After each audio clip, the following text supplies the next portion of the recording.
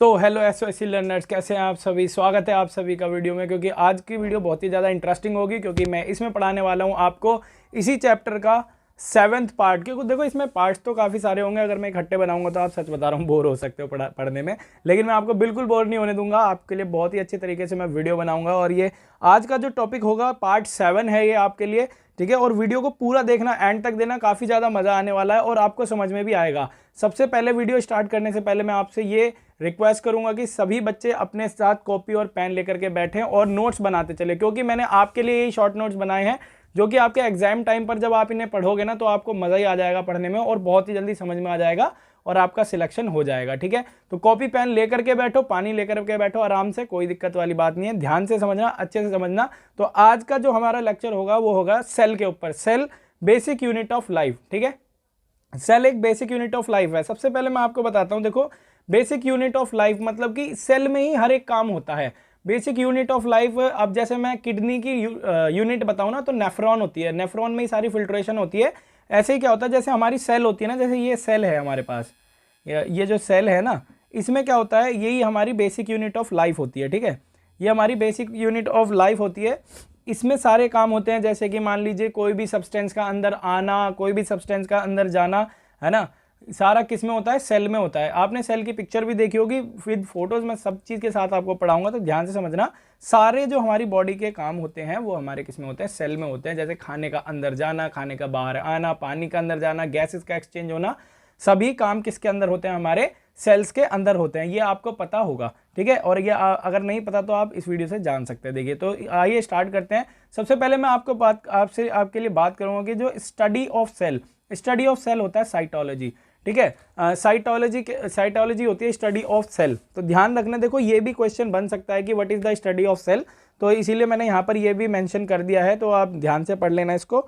और आगे देखिए क्या है, तो सेल के बारे में बात करते हैं। All organisms are composed of cell. जितने भी ऑर्गेनिजम्स होते हैं वो क्या होते हैं, सभी सेल्स के बने हुए होते हैं। जितने भी ऑर्गेनिज्म होते हैं सेल्स के बने हुए होते हैं। Organism made up of one और मोर सेल। क्या है बेटा, एक या दो से ज़्यादा सेल के भी बने हुए होते हैं ऑर्गेनिजम्स। जैसे कि आपको एग्जाम्पल भी पता है, यहाँ पर मैंने कैटेगरीज डिवाइड कर रखी हैं। देखिए ये है आपका सबसे पहले यूनिसेल्युलर ऑर्गेनिज्म। यूनिसेल्युलर ऑर्गेनिज्म क्या होते हैं, यहाँ से ही आप समझ सकते हैं। यूनिसेल्युलर मतलब made up of one cell. जो ऑर्गेनिज्म सिर्फ एक ही सेल से बने हुए हों वो क्या कहलाते हैं, हमारे यूनिसेल्युलर ऑर्गेनिजम्स कहलाते हैं, ठीक है। जैसे कि इसके एग्जाम्पल है हमारे अमीबा, और ये क्लेमाइडोमोनास, बैक्टीरिया और मैनी फंगी। ये सब क्या है, हमारे जो यूनिसेल्युलर है, मतलब सिंगल सेल्युलर भी बोल सकते हैं, यूनिसेल्युलर भी बोल सकते हैं, जो एक सेल से बने हो। हिंदी में बोलते हैं इनको एक कोशिकीय जीव, ठीक है। तो ये आपको समझ में आ गया होगा। अब देखिए अगला जो टॉपिक है B, multicellular organism. Unicellular समझ में आ गया तो मल्टी तो समझ में आ ही जाएगा। जैसे मल्टी सेल्युलर कैसे हो गया, यहाँ पर मैनी सेल्स, मतलब जो कि मैंने क्या बताया आपको, जो काफ़ी ज़्यादा सेल से मिलकर बने होते हैं, मतलब कि एक से ज़्यादा सेल से मिलकर के बने हुए होते हैं, उन्हें हम क्या कहते हैं, मल्टी सेल्युलर बोलते हैं। इनके एग्जाम्पल जैसे एनिमल्स हो गए और ह्यूमन हो गए, ठीक है। और भी काफ़ी एग्जाम्पल्स हैं इसके, एसेट्रा। अब यहाँ आपको समझ में आ गया होगा कि यूनिसेल्युलर और मल्टी सेल्युलर के बीच में डिफरेंस क्या है। मैंने अभी आपको क्या बताया, यूनिसेल्युलर और मल्टी सेल्युलर ऑर्गेनिज्म के बारे में बताया, और सेल बताया। सेल क्या है, बेसिक यूनिट ऑफ लाइफ है। ह्यूमन बॉडी पूरी की पूरी किससे बनी हुई है, सेल से बनी हुई है। ये आपको समझ में आ गया होगा। और स्टडी ऑफ सेल क्या कहलाती है, हमारी साइटोलॉजी कहलाती है। बेटा याद भी होता रहेगा, बोलते भी चलो और लिखते भी चलो, बिल्कुल नोट्स बनाते हुए चलो, ठीक है। अब देखिए यहाँ पर, अब क्या है, इधर देखिए डिस्कवरी। अब डिस्कवरी की बात की जाए, जो डिस्कवरी हुई है इसकी 1665 में, ये रॉबर्ट हुक ने करी है। किसने करी है, रॉबर्ट हुक ने 1665 में। ये मोस्टली बच्चों को पता ही होता है। और काय से करी है इन्होंने, कोर्क से करी है। और मैं आपके लिए डिफाइन कर देता हूँ क्या हुआ था। जब ये डिस्कवरी कर रहे थे ना, तो डिस्कवरी करने के बाद जब इन्होंने देखा कि भाई सेल दिखती कैसी है, इन्होंने देखा सेल, एक्चुअली जो सेल का नाम दिया है ना, सेल का मतलब जो मतलब ग्रीक भाषा में जो होता है, वो सेल का मतलब होता है एक रूम, छोटा सा, मतलब एक रूम, है ना। तो सेल क्या होता है, एक, इन्होंने बताया कि जो सेल है ना, सेल कुछ है ना मधुमक्खी के छत्ते की तरह, इसके अंदर कुछ वो बने हुए हैं रूम टाइप, मतलब इस तरीके से ऐसे करके, ये है ना, ऐसे करके रूम्स बने हुए हैं काफ़ी सारे इस तरीके से, यहाँ आपको दिखाई दे रहा होगा, है ना। ये रॉबर्ट हुक जी ने इसको वो किया था डिस्कवर, मतलब मधुमक्खी का छत्ता आपने देखा है ना, इस तरीके से सेल की क्या है, फॉर्मेशन आई थी बन करके। तो इन्होंने यही डिफाइन किया था इसमें। और किससे किया था, कोर्क से। कोर्क आप जानते हैं, पेड़ की छाल, क्या बोला मैं, जो पेड़ होता है ना उसकी छाल को क्या बोलते हैं, कोर्क बोलते हैं। ये आपको समझ में आ गया होगा, ठीक है। पेड़ की छाल को, मैं ज़रा इसका साइज़ थोड़ा छोटा कर देता हूँ हाँ जी, तो क्या है, पेड़ की छाल से इन्होंने इसकी डिस्कवरी करी थी। तो ये आपको समझ में आ गया होगा, रॉबर्ट हुक जी ने करी थी। अब क्या, इन 19th सेंचुरी क्या था, मैथियस स्क्लेडिन और Theodor Schwann and other organized the universal occurrence and importance of the cell. मतलब कि इन्होंने क्या है, 19th सेंचुरी में इन्होंने मैथिस ने और क्या है, थियोडर ने और अदर ऑर्गेनाइज्ड किया था इन्होंने कि जो universal occurrence and importance of the cell, importance of the cell बताई थी इन्होंने। किसने बताई थी, ये दो लिखे हुए हैं यहाँ पर साइंटिस्ट के नाम, ठीक है। 19th सेंचुरी में बेटा कोई सा भी नाम आपसे पूछ सकता है एग्जाम में, सारा का सारा एग्जाम का है, आप ध्यान रखना। मेन पॉइंट जो एग्जाम में आने वाला है एग्जैक्ट मैंने यहाँ पर आपको दिया है, बिल्कुल आप इसको नोट करो अपनी नोटबुक में, ठीक है, आपको समझ में आने वाला है। और क्या देखिए, देखो सेल थ्योरी इन 1938 स्टेट्स, मतलब कि 1938 में इन्होंने क्या बताया था, इन दोनों साइंटिस्ट ने, किसने, एक मैथिस ने और थियोडर ने क्या बताया था कि देखो, the cell is the smallest unit of living matter and capable of assimilation, respiration, growth and reproduction. जो सेल है वो क्या है, smallest unit of living matter. कोई भी लिविंग मैटर है, कोई भी, क्या बोला मैं, लिविंग मैटर है, कोई भी लिविंग मैटर है, क्या है उसका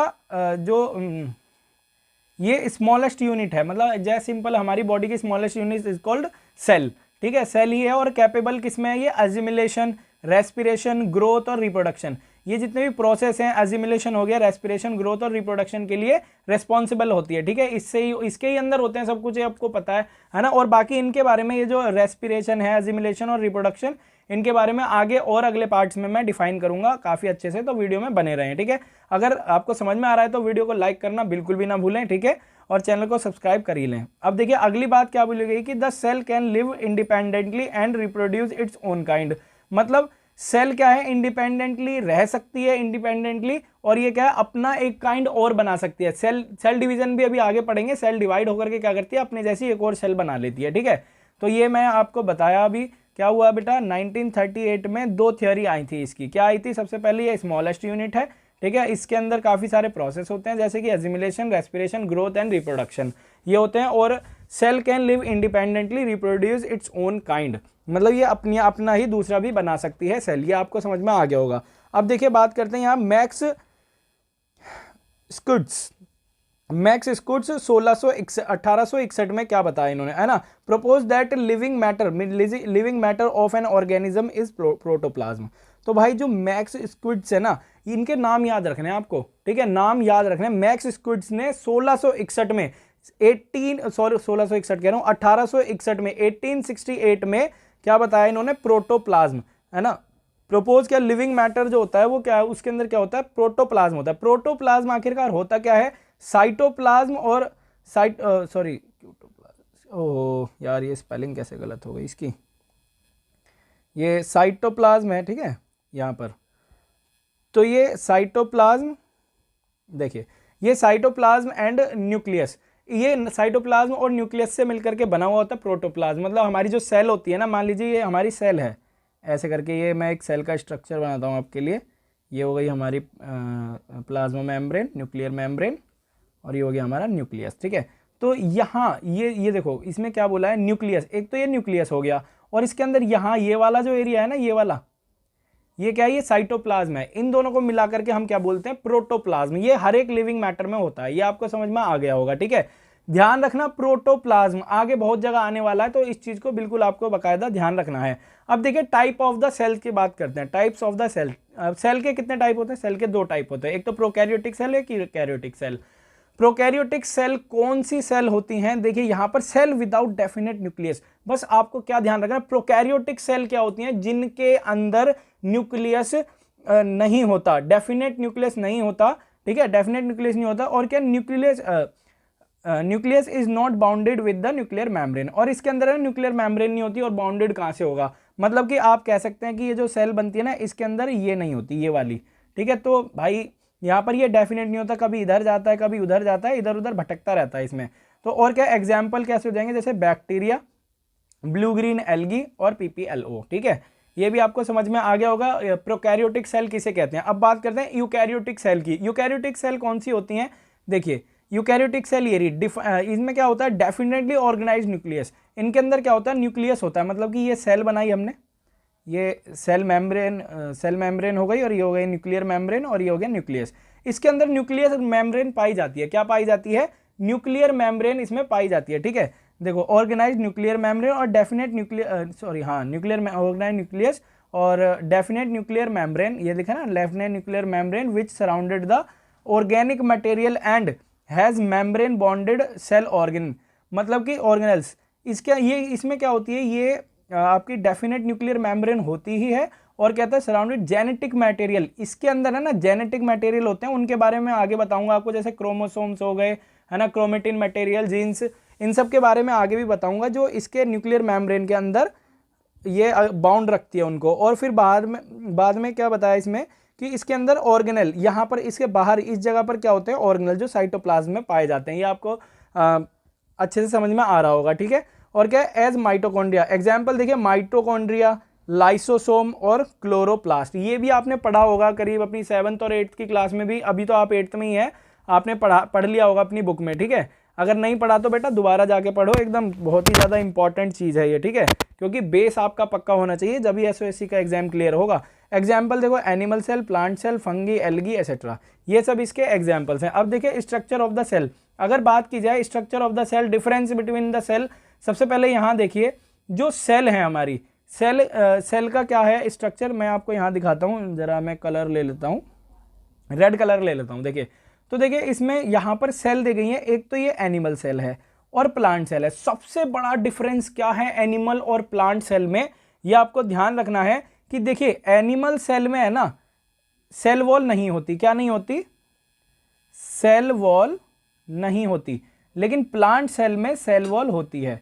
क्या होती है, सेल वॉल इसके अंदर होती है। प्लांट सेल के अंदर सेल वॉल होती है, लेकिन एनिमल सेल के अंदर सेल वॉल नहीं होती, ये आपको पता लग गया होगा। अब देखिए यहाँ पर कुछ इस तरीके से हैं, ये जो मैं आपको बताता हूँ, यहाँ पर ये वाला एरिया मान लो, ये जो मैं कलर कर रहा हूँ यहाँ पर, ठीक है, ये बाहर वाली है, तो इसको आप कह सकते हैं सेल वॉल, है ना, ये सेल वॉल हो गई। फिर इसके अंदर वाली हो जाती है सेल मेम्ब्रेन, बस बाकी चीज़ें इसमें सेम रहती है, इसमें बस इसमें वो नहीं होते प्लास्टिड्स। अब देखिए यहाँ पर इसमें बहुत सारी चीज़ें, जैसे माइटोकॉन्ड्रिया है, यहाँ पर सेल मेम्ब्रेन है हमारी ये, है ना, माइटोकॉन्ड्रिया, न्यूक्लियस और न्यूक्लियोलस हो गया, साइटोप्लाज्म, गोल्जी अपैरेटस, है ना, गोल्जी वेस्क्यूल्स और राइबोसोम्स हो गए, है ना, बहुत सी चीज़ें, गोल्जी अपैरेटस हो गया, सेल मेम्ब्रेन, स्मूथ ER, है ना, इनके बारे में भी आगे हम जानेंगे। ऐसे ही इसके अंदर है, लेकिन ये प्लांट सेल है, इसके अंदर देखो क्या होता है, मैं आपको बता देता हूँ। ये वैक्यूल्स हो गया आपके, क्लोरोप्लास्ट, है ना, ये हो गया साइटोप्लाज्म, सब चीज़ होती है। साइटोप्लाज्म एक जेली की तरह होता है सब्सटेंस, इसके बारे में भी और आगे जानेंगे हम। आपको डिफरेंस इसमें समझ में आ गया होगा अच्छे से। इसके आप चित्र भी बना सकते हो, लिख भी सकते हो इसको, ठीक है, अपने नोट्स पूरे बना करके रखो, किसी भी बात की टेंशन नहीं होनी चाहिए। चलिए बात करते हैं। अब देखिए यहाँ पर अगर इसके पार्ट्स की बात करें हम, स्ट्रक्चर ऑफ द सेल, सबसे पहले मैं बात करता हूँ प्लाज्मा मेम्ब्रेन।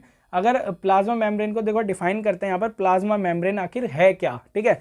प्लाज्मा मेम्ब्रेन देखिए, प्लाज्मा मेम्ब्रेन को हम क्या कहते हैं, सेल मेम्ब्रेन भी कह सकते हैं इसको, परमिएबल मेम्ब्रेन भी कह सकते हैं इसको, ठीक है, और हिंदी में इसे कोशिका झिल्ली कहा जाता है। ये आपको समझ में आ गया होगा, ठीक है। इसके कुछ नाम है अभी मैं, अच्छा मुझे कमेंट बॉक्स में बताइए कि इसको परमिएबल मेम्ब्रेन क्यों कहा जाता है। देखते कौन बच्चा बताता है कमेंट बॉक्स में, अपने थंब के साथ भेजना मेरे को इसका आंसर कि परमिएबल मेम्ब्रेन क्यों कहा जाता है सेल मेम्ब्रेन को, ठीक है। आइए अब देखिए आगे का डिफाइन पढ़ते हैं इसका। देखिए outer covering of the cell, यहाँ पर क्या है, ये outer covering of the cell होती है। क्या होती है, outer covering of the cell. अब देखिए आउटर कवरिंग मतलब कि बाहर की कवरिंग होती है। कैसे होती है बाहर की कवरिंग, अब चलिए एक है ना पेज ले लेते हैं नया, उस पर मैं आपके लिए डिफाइन करता हूँ, ठीक है।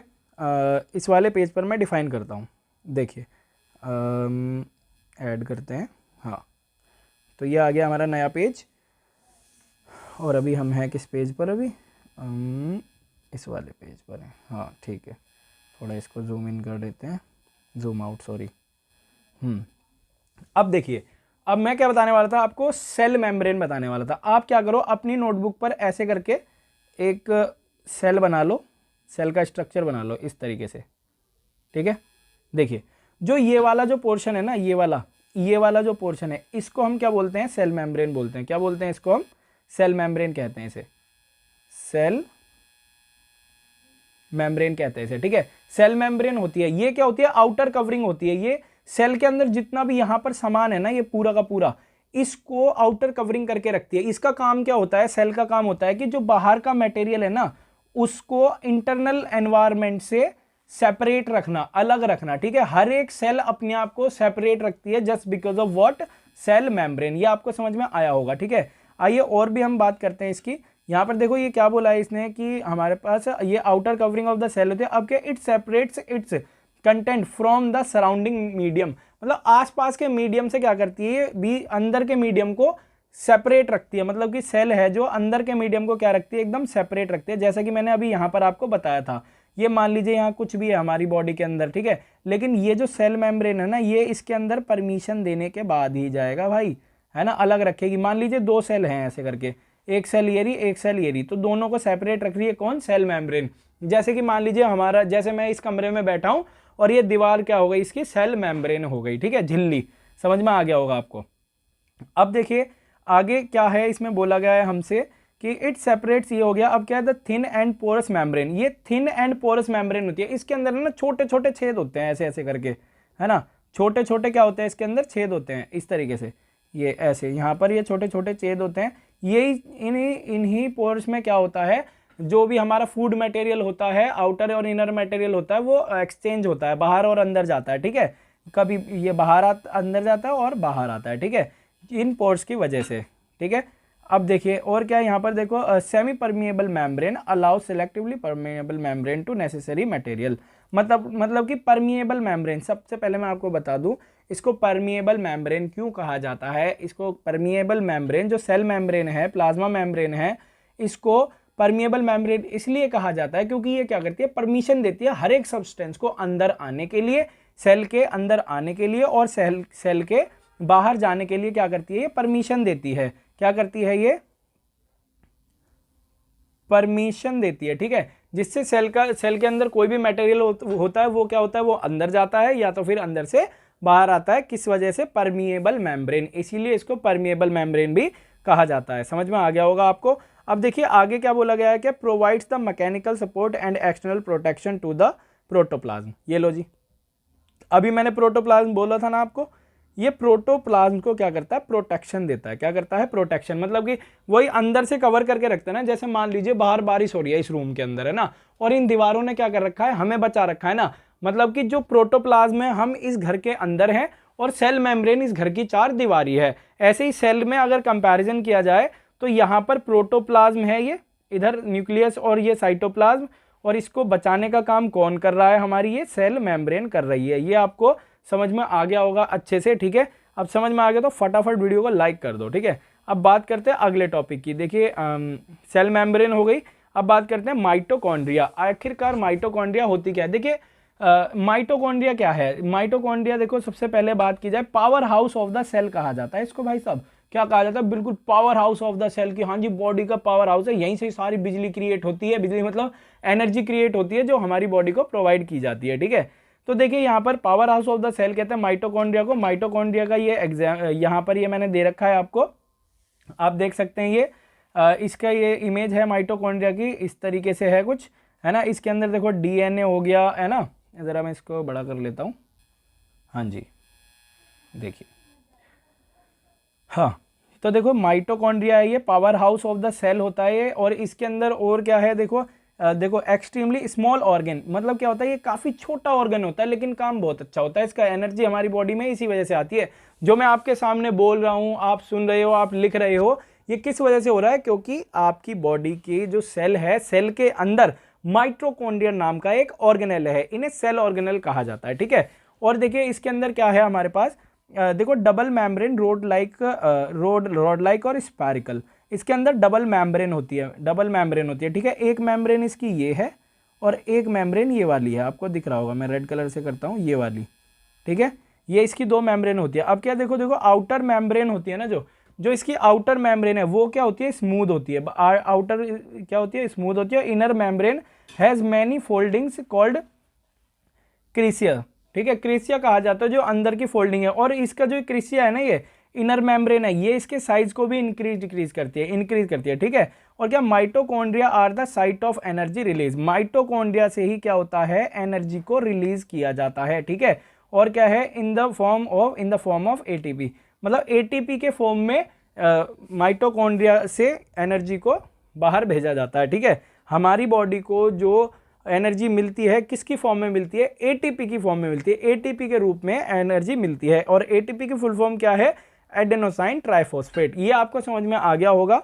अब बढ़ते हैं हम अपने अगले ऑर्गेनेल की तरफ, ठीक है। अगला ऑर्गेनेल है हमारा राइबोसोम, ठीक है। राइबोसोम क्या होता है हमारा, देखिए राइबोसोम एक्चुअली क्या कहा जाता है ना, इसको ER के ऊपर पाया जाता है, किसके, ER के ऊपर, मतलब कि एंडोप्लाज्मिक रेटिकुलम इसकी फुल फॉर्म होती है। अभी आगे मैं इसको भी डिफाइन करूंगा आपके लिए, ठीक है। अब देखिए यहाँ पर क्या बोला गया है कि इसकी जो डिस्कवरी हुई है ना रॉबिन्सन एंड ब्राउन 1953 में इन्होंने प्लांट के अंदर देखा था, किसको, राइबोसोम को, है ना। प्लांट के अंदर इसकी डिस्कवरी करी थी। और जॉर्ज ई पेलेट ने 1955 में 1955 में एनिमल में राइबोसोम की डिस्कवरी की थी, ठीक है। ये आपको समझ में आ गया होगा। तो ध्यान रखना यार, आपको है ना कोई सा भी क्वेश्चन दिया जा सकता है, किसने कौन सी डिस्कवरी करी, क्या किया, कैसे किया, तो इस चीज़ का आपको सख्त ध्यान रखना है, ठीक है। अब देखिए यहाँ पे एसोसिएटेड विद द ER, है ना, ये कहाँ होता है, ER पर एसोसिएटेड होता है। चलिए मैं आपको, है ना, ER एंडोप्लाज्मिक रेटिकुलम इसकी फुल फॉर्म होती है। और कंटेन RNA, जो हमारा राइबोसोम होता है इसके अंदर RNA होता है, एंड RNA होता है ribonucleic acid, and are the site of protein synthesize in the cell. ये प्रोटीन के साइट होते हैं, ठीक है, ये प्रोटीन को सिंथेसाइज करते हैं, ठीक है। अब देखिए क्या होता है, मैं आपको ये समझाता हूँ ये ER पर कैसे होते हैं। चलिए देखो यहाँ पर क्या होता है, इसके अंदर ना एक RER होता है, क्या होता है, RER, मैं येलो कलर ले लेता हूँ, RER ये होता है मतलब रफ एंडोप्लाज्मिक रेटिकुलम, ठीक है। रफ एंडोप्लाज्मिक रेटिकुलम होता है। रफ एंडोप्लाज्मिक रेटिकुलम में क्या होता है, जो मान लीजिए ये क्या है, ये अभी एंडोप्लाज्मिक रेटिकुलम है। जस्ट एक मैं एक इमेज बना रहा हूँ आपके सामने, एक छोटा सा डायग्राम बना रहा हूँ। ये मान लीजिए एक क्या हो गया, ये एंडोप्लाज्मिक रेटिकुलम हो गया, ठीक है। अब यहाँ पर क्या होगा, ये जो रफ है ना, मैं इसको अलग कलर में करता हूँ, ये जो है ना, ये यहाँ पर ये मैं बना रहा हूँ, ये इस तरीके से, ये क्या हो गया, ये हो गया हमारा राइबोसोम। इसके ऊपर ऐसे चिपका हुआ होता है ये, ठीक है। और ये क्या होता है, प्रोटीन की साइट होती है, प्रोटीन प्रोवाइड करता है हमारी बॉडी को, यही होता है। एक होता है स्मूथ एंडोप्लाज्मिक रेटिकुलम, जो उससे बनता है फैट और लिपिड से, ठीक है। ये आपको समझ में आ गया होगा। अब हम बढ़ते हैं अपने आगे की ओर। अगला वाला हमारा क्या है, गोल्जी अपरेटस। गोल्जी अपरेटस या तो इसको गोल्जी बॉडीज भी कहते हैं, कुछ इस तरीके से होता है ये, ठीक है। पैरेलल होता है, ये कैसा होता है, पैरेलल होता है गोल्जी अपरेटस। इसके कुछ ये पार्ट्स हैं, आप इसको रीड कर सकते हैं, ठीक है, ल्यूमेन। और देखिए यहाँ पर अब क्या डिस्कवरी, कैमिलियो गोल्जी ने इसकी डिस्कवरी करी थी। और इनका जो जन्म हुआ था 1834 में हुआ था, ठीक है, 1834 में हुआ था। अब क्या, arrange approximately parallel to each other. जो ये गोल्जी अपरेटस हैं ये क्या है, पैरेलल होते हैं एक दूसरे के। देखो ये पैरेलल है ना इस तरीके से, ये, हाँ, ये आपको समझ में आ रहा होगा। और देखिए इसमें क्या है, इट्स, हाँ एस, यहाँ पर एस आना था यार, एस लिख देता हूँ इधर, हाँ, it's membrane often have certain connection. Its membrane often have connection with the membrane of ER, मतलब कि membrane of ER से कनेक्शन होता है इनका, वो भी एंडोप्लाज्मिक रेटिकुलम की मेम्ब्रेन से इनका कनेक्शन होता है। ये बताऊंगा क्यों होता है इनका कनेक्शन, क्योंकि इसका काम डिस्पैचिंग का होता है।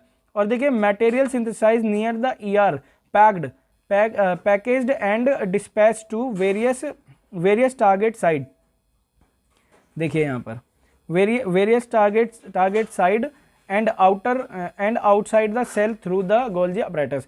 यहाँ पर क्या बोला गया है, जो गोल्जी अपरेटस का सिंपल सा काम क्या है, पैकिंग करना, पैकिंग करके डिस्पैच करना, कहाँ पर, जहाँ जरूरत है। डिस्पैच का मतलब होता है भेजना। यहाँ पर मान लीजिए अब देखो प्रोटीन की जरूरत है, प्रोटीन कहाँ पाया जाता है, अभी मैंने आपको बताया बिल्कुल अभी कि कहाँ पर, ये आपका ER के ऊपर होता है, ठीक है, RER पे।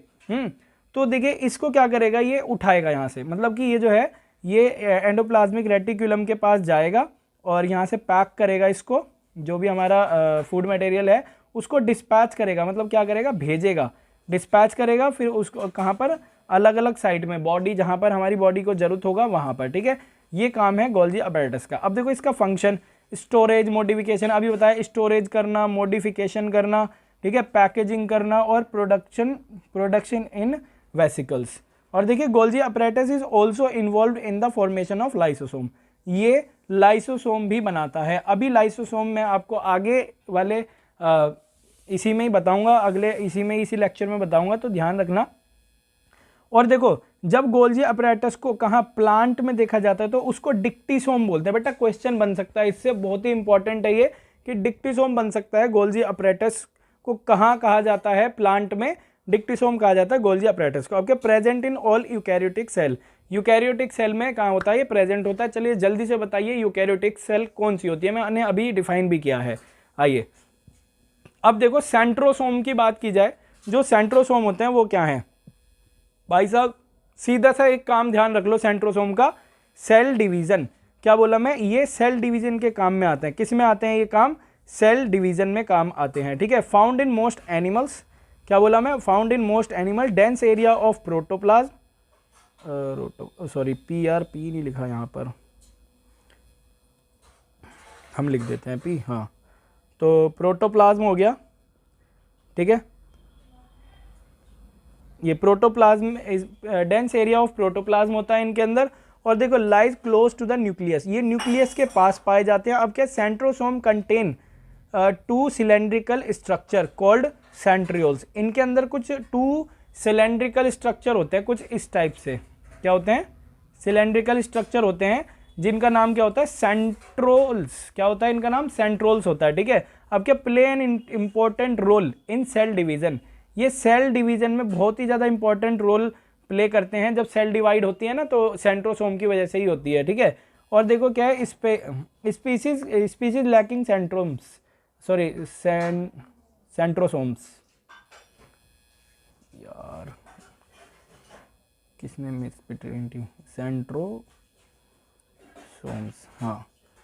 तो देखिए सेंट्रोसोम की बात की जाए, किस किस के अंदर नहीं होता? अमीबा के अंदर नहीं होता सेंट्रोसोम, और तुम्हारा ये unicellular red algae, pine and flowering plant, इनके अंदर सेंट्रोसोम्स नहीं पाए जाते। चलिए यही यहाँ चलते चलते मेरे को एक क्वेश्चन याद आ गया, अभी मैंने आपको पढ़ाया भी है कि डिक्टिसोम क्या है। मुझे कमेंट बॉक्स में जल्दी से बताइए व्हाट इज डिक्टिसोम, ठीक है। आप वीडियो को पूरा देखना बेटा, बिल्कुल डेडिकेशन बना के रखो अपना, आपको टेंशन लेने की कोई ज़रूरत नहीं है ना। अब देखो लाइसोसोम, लाइसोसोम क्या है? लाइसोसोम हो गया आपका ये सुसाइड बैग। भाई साहब मुझे लाइसोसोम का काम सबसे ज़्यादा बढ़िया लगता है, और ये मतलब बिल्कुल भी गद्दारी नहीं करता। ज़्यादा इधर उधर मत जाना यार, मुझे पता है तुम लोग कुछ भी बोल दो, है ना। तो ये मतलब गद्दारी नहीं करता हमारी बॉडी के साथ। तो देखिए यहाँ पर लाइसोसोम है ना, जो लाइसोसोम एक मतलब ये मानो कि तुम बिन हम नहीं, कुछ इस टाइप से है ना, बल्ले बल्ले। अब देखिए तो लाइसोसोम है इसका, ये कुछ इस तरीके से ये इसका डायग्राम है, आप देख सकते हैं इसको। अब देखिए ये क्या कहलाता है? Suicide bag of the cell. भाई साहब सुसाइड कर लेता है ये सेल के लिए, इतना सही इंसान है, बताओ। इंसान नहीं मतलब ओरिजिनल है ना। अब देखो ये क्या कहता है? Suicide bag of the cell होती है। अब क्या है? Secrete enzyme to digest food substance, food substance को डाइजेस्ट करने के लिए इसके पास कुछ एंजाइम्स होते हैं अपने खुद के ही। और क्या देखो, और अदर फंक्शंस क्या है इसके? देखो डिफेंस अगेंस्ट बैक्टीरिया, बैक्टीरिया से लड़ाई करने में खूब मदद करता है ये, है ना। कौन? हमारा ये लाइसोसोम। L4 लड़ाई, L4 लाइसोसोम, L4 लड़ाई, L4 लाइसोसोम, ये आप ध्यान रखो। L4 लड़ाई और L4 लाइसोसोम एंड वायरस। यहाँ पर क्या बोला? बैक्टीरिया एंड वायरस से फाइट करने में मदद करता है लाइसोसोम हमारी सेल के अंदर। अब क्या है? In destroying old and worn out the organelles, old organelles को, है ना, डिस्ट्रॉय करता है, और जो अदर ऑर्गेनेल्स होते हैं उन्हें वार्न करता है। हाँ भाई यहाँ से कोई हार्मफुल सब्सटेंस आ रहा है तो सभी सतर्क हो जाओ, एकदम सीना चौड़ा करके खड़े हो जाओ, है ना। तो मतलब इस तरीके से कितना बढ़िया काम है ना इसका, एकदम रक्षक कह सकते हैं। अब क्या? And often resulting in the death of the cell. भाई ये थोड़ा दुखद समाचार है इसके लिए कि जो लाइसोसोम होता है ना, मान लीजिए सेल खत्म हो गई तो क्या करेगा? ये सेल को ख़त्म करने के बाद अपने आप को भी ख़त्म कर देगा, वहीं मतलब सुसाइड कर लेता है ये खुद ही, ताकि सेल बॉडी में कोई प्रॉब्लम ना आए। तो इसीलिए इसका नाम है लाइसोसोम। ये थे हमारे लाइसोसोम भाई साहब, ठीक है। अब छठी बात करते हैं न्यूक्लियस। भाई साहब यही तो सारी चीज़ है। जो न्यूक्लियस है ना, ये मान लीजिए पूरा का पूरा राड़ की जड़ यही है। मतलब हमारी बॉडी में सारे फंक्शन इसी की वजह से होते हैं, जितने भी होते हैं न्यूक्लियस में। अब देखिए किस तरीके से है यहाँ पर, अब समझिएगा किस तरीके से है, ये ध्यान देना जरा। देखो न्यूक्लियस, न्यूक्लियस क्या है, central component of the cell. ये हमारा central component of the cell है। जैसे कि मैं आपको ऑलरेडी बता चुका हूँ, ये मान लीजिए सेल है, ये सेल है, ठीक है। इसका ये वाला जो पोर्शन है ना, ये वाला आपको दिखाई दे रहा होगा, ये पोर्शन क्या कहलाता है हमारा, ये न्यूक्लियस है, ये वाला, ये जो ये वाला, ये ठीक है, ये न्यूक्लियस, दिस इज न्यूक्लियस। ये क्या सेंटर है ये, और क्या control and regulate all activities of the cell. हमारी सेल की जितनी भी एक्टिविटीज होती हैं सिर्फ किस वजह से होती हैं, सिर्फ और सिर्फ हमारे न्यूक्लियस की वजह से होती हैं, ठीक है। ये आपको समझ में आ रहा होगा। और क्या देख लो, कन्फाइनिंग अ वेटरी फ्लूइड, इसके अंदर एक वेटरी मतलब कि गीला फ्लूइड होता है। फ्लूइड तो आप समझते ही हैं यार, है ना। और क्या न्यूक्लियोप्लाज्म बोलते हैं उसको, क्या लिक्विड होता है इसके अंदर, मतलब न्यूक्लियस के अंदर भी एक लिक्विड होता है विच इज कॉल्ड न्यूक्लियोप्लाज्म, ठीक है। अब देखिए बाउंडेड बाय न्यूक्लियर मेम्ब्रेन, और ये न्यूक्लियोप्लाज्म होता है ना जो ये किससे बाउंड होता है, न्यूक्लियर मेम्ब्रेन से बाउंड होता है, ये रही न्यूक्लियर मेम्ब्रेन, ठीक है। और क्या है, nucleoplasm contain the substance called chromatin. भाई जो न्यूक्लियोप्लाज्म होता है ना, इसके अंदर एक सब्सटेंस होता है जिसे कहते हैं हम क्रोमेटिन। ध्यान रखना, क्रोमेटिन मटेरियल होता है इसके अंदर। अब क्या, विच कैरीज द जीन्स, और क्रोमेटिन मटेरियल के अंदर क्या पाए जाते हैं, जीन्स पाए जाते हैं। सिंपल सी बात है, ये हमारा पहले नंबर पे इसको रख लो, फिर क्रोमेटिन मटेरियल के अंदर जीन्स पाए जाते हैं, डिटरमाइन द हेरिडिटी। और जो जीन्स होते हैं ना, जो हमारी हेरिडिटी को डिटरमाइन करते हैं। हेरिडिटी मतलब वंशानुगत, मतलब हम अपने पिता से मैच करते हैं। जैसे मेरे फेस का जो कट है वो मेरे पिताजी से मैच करता है, इस ये होता है हेरिडिटी, ठीक है। सिंपल, आप कैसे याद रख सकते हैं, न्यूक्लियोप्लाज्म के अंदर आपका क्रोमेटिन मटेरियल, क्रोमेटिन के अंदर फिर आपका ये जीन्स के अंदर क्या होते हैं आपके हेरिडिटी, ठीक है। और देखिए several spherical bodies like nucleoli, ठीक है, न्यूक्लियोली होते हैं। और chromatid is composed of nucleoprotein. देखो जो क्रोमेटिड मटेरियल होते हैं ना, जितने भी हैं ये क्रोमेटिन मटेरियल, ये किसके हैं, प्रोटीन के होते हैं, प्रोटीन के बने हुए होते हैं, ध्यान रखना, ठीक है। ये क्रोमेटिन मटेरियल प्रोटीन का बना हुआ होता है। और a combination of protein and nucleic acid, जो ये होता है ना हमारा ये न्यूक्लियोप्रोटीन, किसका होता है, एक तो प्रोटीन का बना हुआ होता है, और ये कॉम्बिनेशन किसका होता है, न्यूक्लिक एसिड का, ठीक है। न्यूक्लिक एसिड क्या है हमारे, आपको पता है डीएनए और आरएनए, ठीक है। डीएनए हो गया डायऑक्सिक न्यूक्लिक राइबो एसिड, और आपका ये राइबो न्यूक्लिक एसिड हो जाएगा आरएनए। समझ में आ गया होगा आपको। अब देखिए डीएनए की फुल फॉर्म मैंने यहाँ पर लिख रखी है आपके लिए, ये रही आपकी डायऑक्सी न्यूक्लिक राइबो एसिड, ठीक है। और राइबो न्यूक्लिक एसिड हो गया आपकी आरएनए की फुल फॉर्म। अब देखिए क्रोमेटिन बियर्स, तो chromatin bears genetic information unit is called jeans.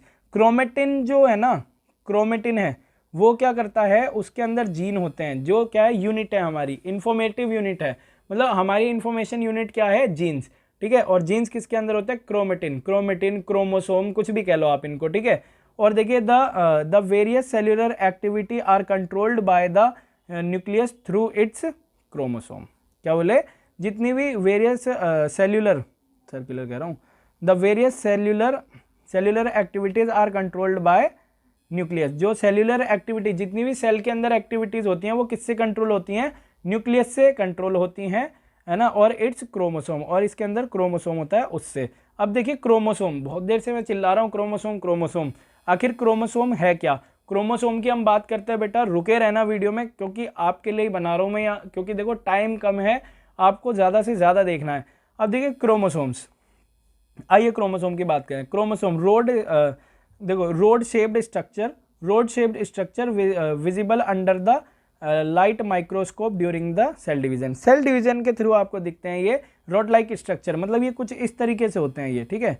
ये आपने देखा होगा, है ना। टोटल क्रोमोसोम 23 जोड़ होते हैं, कितने होते हैं, 23 पेयर होते हैं, 23 पेयर होते हैं, ठीक है। ये आपको समझ में आ रहा होगा, क्रोमोसोम जो होते हैं हमारे कितने होते हैं, 23 पेयर्स होते हैं ये, है ना। ये आपको समझ आ गया होगा। चलिए देखिए 23 पेयर होते हैं और आगे का पढ़ते हैं। देखो each chromosome made up of chromatin material, हर एक क्रोमोसोम किसका बना हुआ होता है, क्रोमेटिन मटेरियल का बना हुआ होता है, जो प्रोटीन से बना हुआ होता है, ये आपको मैं बता चुका हूँ ऑलरेडी। ठीक है, अब क्या है, some portion of chromatin take darker stain, मतलब कुछ क्रोमेटिन मटेरियल के डार्क स्टेन्स होते हैं, मतलब डार्क उस पर धब्बे होते हैं during interphase, this is called heterochromatin. ठीक है, हेट्रोक्रोमेटिन किन्हें कहते हैं, chromatin take darker stain, chromatin के ऊपर क्या होता है, डार्क स्टेन होते हैं, मतलब छोटे छोटे धब्बे से डार्क, उन्हें क्या बोलते हैं, हेट्रोक्रोमेटिन बोलते हैं। ठीक है, ये आपको समझ में आ गया होगा। अब बात करते हैं आगे, 0.5 to 30 UM इन लेंथ। ठीक है, और डायमीटर कितना हो गया, 0.2 to 3 UM, ये आपको समझ आ गया होगा। अब देखिए आगे क्या है, सेल वॉल। सेल वॉल की बात की जाए, सेल वॉल क्या है आखिरकार, ये आपको मैं ऑलरेडी पहले भी अभी बताया मैंने सेल के स्ट्रक्चर में। सेल वॉल क्या होगी, मान लीजिए ये हमारी सेल है ना, ये मैं यहाँ पर एक बना, ये हमारी न्यूक्लियर मेम्ब्रेन, फिर ये हो गई हमारी सेल मेम्ब्रेन, फिर ये वाली मैं थोड़ा इसको ऐसे करके बनाता हूँ, ये हो गई सेल वॉल। ठीक है, ये सेल वॉल रिजिड होती है, फाउंड इन प्लांट में पाई जाती है, और क्या होता है, कंपोज्ड ऑफ सेल्यूलोज की बनी हुई होती है, और क्या provides rigidity protection to the plant and support देती है प्लांट को और प्रोटेक्शन प्रोवाइड करती है। अब मान लीजिए सेल वॉल है, देखो प्लांट के अंदर, अब क्या है, हम तो कहीं हम तो आ जा सकते हैं, लेकिन प्लांट नहीं आ जा सकता। हमारे कोई चांटा मारे, हम उसके दूसरे चांटा मार देंगे, भाई तूने मेरा मारा कैसे, है ना, क्योंकि हमें दर्द होगा। अब कहता है प्लांट में क्या कोई ईंट मार दे, भाई उसको वो भागेगा थोड़ी मारने के लिए। अब उसके पास क्या है, सेल वॉल है। सेल वॉल क्या है भाई, उसको ऐसी चीज़ दे रखी है कि उसको लगेगी ना तो उसमें ब्लड नहीं निकलेगा या कोई दिक्कत नहीं होगी ज़्यादा, है ना। तो मतलब पहले से उसको एक शील्ड दे रखी है ना, जो कि प्रोटेक्शन प्रोवाइड करती है, सपोर्ट प्रोवाइड करती है। आंधी तूफान कुछ भी आ जाए कि कुछ जरूरत नहीं है, बा अपन खड़े हैं ऐसी मौज में, है ना। प्लांट का ऐसा होता है तो ये रिजिडिटी देती है और आपको और इसको प्रोटेक्शन देती है। Okay, prevent from bacteria and fungi लगने से बचाती है, बैक्टीरिया लगने से बचाती है। कौन, ये सेल वॉल। समझ में आया आपको, मजबूत होती है। अब बात करते हैं हम सेल डिवीजन की। देखिए सेल डिवीजन क्या है आखिरकार, सेल डिवीजन देखो one of the fundamental property of the cell. भाई साहब ये बिल्कुल बहुत ही भीतरी प्रॉपर्टी है, फंडामेंटल प्रॉपर्टी है ये, ठीक है, बहुत जरूरी। सेल डिवीजन नहीं होगा तो हम ग्रो कैसे करेंगे भाई, है ना। The growth development of all organism depend on division of the cell. Cell के डिवीजन पर डिपेंड करता है, क्या करता है, सेल के डिवीजन पर डिपेंड करता है कि डेवलपमेंट एंड ग्रोथ। अब मान लीजिए हमारे पास क्या होता था, देखो फर्टिलाइज्ड एग, ये देखिए यहाँ है ना, ये फर्टिलाइज्ड एग सेल हुआ करती थी, ठीक है। ये अरे यार कैसा बन गया अजीब सा, ये फर्टिलाइज्ड एग है। फर्टिलाइज्ड एग डिवाइड होगा तो वो मतलब फर्टिलाइज्ड एग दोनों क्या होंगे, जाइगोट बनेंगे। अब जाइगोट क्या होता है, डिवाइड इनटू डॉटर सेल। फिर उसके बाद वो डिवाइड होगा, क्या होगा, डिवाइड होगा उसमें, किसमें, टिश्यू में, मतलब काफ़ी सारी सेल्स बन जाएंगी ना। और फिर उसके बाद ऑर्गन बनेगा, और भी ज़्यादा सेल, फिर बॉडी बन जाएगी। मान लीजिए ये सेल है, अब ये डिवाइड होगी तो ऐसे बनेगी, फिर ये डिवाइड होंगी तो ये कुछ इस तरीके से बन जाएंगी, फिर और ये डिवाइड होंगी तो ये ऐसे ऐसे करके हमारी काफ़ी सारी सेल बन जाएंगी, जो हमें ग्रोथ देगी, ठीक है। प्लांट में भी होता है और हमारा एनिमल्स में भी होता है, ठीक है। सेल डिवीजन ही आपको समझ में आ गया। और सेल डिवीजन देखो दो टाइप के होते हैं, एक तो आपका होता है ये मीटोसिस और एक होता है मियोसिस। देखो मीटोसिस में क्या होता है, दो डिवीजन होते हैं सेल के, इसमें दो से ज़्यादा डिवीजन होते हैं सेल के, ठीक है, मियोसिस में। अब देखिए ये क्या होता है, ओकर इन द सोमैटिक सेल। अब देखिए ये सोमैटिक सेल में होते हैं, किस में होते हैं, सोमैटिक सेल। अब सोमैटिक सेल और ये किस में, सेक्स सेल में होते हैं। सोमैटिक सेल और सेक्स सेल आपको पता है ना, सेक्स सेल कौन सी हो गई, एक तो स्पर्म और ओवम हो गई। सेक्स सेल कौन सी, स्पर्म और ओवम। और ये बाकी सारी जितनी भी सेल होती हैं वो सोमैटिक सेल होती हैं। ये वाला जो होता है ये मीटोसिस सोमैटिक सेल में होता है। ये होता है आपका किसमें, ये स्पर्म सेल मतलब कि आपकी सेक्स सेल में होता है। और क्या, number of chromosomes remain the same, इसमें क्रोमोसोम के नंबर सेम रहते हैं और नंबर ऑफ क्रोमोसोम हेल्प्ड। अब देखिए बढ़ते घटते हैं। और क्या, no exchange chromosome material takes place. इसमें क्या होता है, इसमें होता है ना, chromosome material having genes and genes has crossed over. Genes होते हैं इसके अंदर, ठीक है, और क्या है ये आपको देखो समझ में आ गया होगा। Daughter cell and plant cell have identical chromosome. इसमें chromosome material divide into the part and mother cell and part in father cell, मतलब मदर फादर सेल होती हैं। और क्या है, no genetic variation occur between generation, variation in the genes combination seen. इसमें variation दिखाई देती है जीन्स का कॉम्बिनेशन में, ठीक है। सेल डिवीजन अभी आपको समझ में आ गया होगा। देखो मियोसिस और मिटोसिस है, इसमें सेल डिवीजन होता है भाई, सेल डिवीजन। अच्छा बताओ, ज़्यादा अगर सेल डिवाइड हो जाए तो हमें क्या होगा? अगर ज़्यादा ही डिवाइड हो जाए हमारी सेल तो क्या होगा, तो ये मुझे बताना। तो देखो यहाँ तक तो ये हो गया। फिर इसके बाद का जो टॉपिक है हमारा, आगे का जो टॉपिक है वो मैंने बना रखा है, वो मैं नेक्स्ट पार्ट में आपको बताऊंगा, ठीक है, नेक्स्ट पार्ट में, है ना। अभी जान लीजिए बहुत ही ज़्यादा इंपॉर्टेंट है कि देखो ये वाली वीडियो आपको पूरी देखनी है, और मतलब देख तो ली ही है आपने। अब क्या करना है, आपको चैनल को सब्सक्राइब करना है, और आप मेरा दूसरा चैनल भी सब्सक्राइब कर सकते हैं जिसका नाम है कुणाल सर 96, और इंस्टाग्राम आईडी को भी इंस्टाग्राम पर भी आप मुझे फॉलो कर सकते हैं।